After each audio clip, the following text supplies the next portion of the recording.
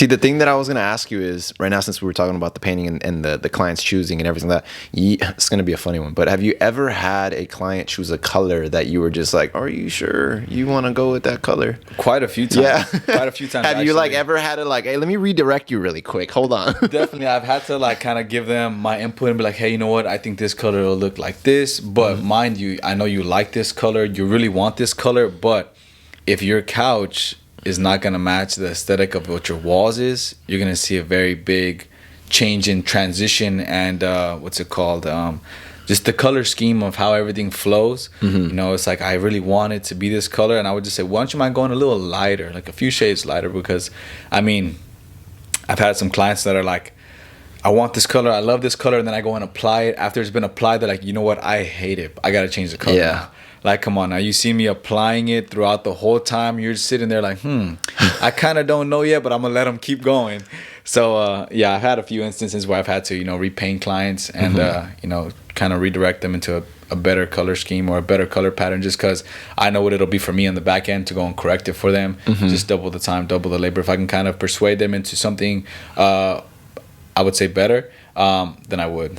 Yeah, the only reason why I wanted to really just ask that really fast is because, you know, you as a painter and just me as a person, right? Just as a normal person, not really into the industry as crazy as you are like that. You notice it a sore eye like that. Boom, you're like, Definitely. So imagine if I notice it, I'm like, damn, I know how that painter probably felt. Like, I don't want to paint this shit this color, but I'm like, here we go. You know what I mean? I've actually, I went to go give a house an estimate and talk with the client, and they were like, oh yeah, I want to paint my house purple and white. And I was like, cool, you know, if you want to paint it purple, it's going to take this more coverage to get it to actually look purple. So this is my price. Okay, well, I found someone else that'll do it for this price. Hey, mind you, take the deal because in all honesty, I wouldn't want to paint your house purple. Yeah. And for you not to like it, like, I don't know. Yeah. It wouldn't be my cup of tea, man. Yeah. See, that's the thing, bro. Like I've seen a house in a neighborhood that I drive by over in Downey, and it's like a Smurf blue. Oh yeah, people go that route too, blue and I'm white. Just like, what the heck? Like, who?